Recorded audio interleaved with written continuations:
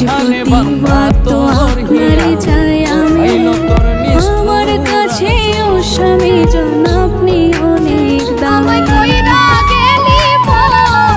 আমি চিঠি দিছি ভাবির কাছে পাইছে ভাবির মা এই হিয়া কাছে বিচার আমার মা ওই মহা ভাইয়ের শাদি আমায় কইরা গেলি তুই বাঁধলি নতুন ঘর। যারা বিছানায় বসে খাবার খায় তাদের ঘরে এই 5 ধরনের সমস্যা লেগেই থাকে।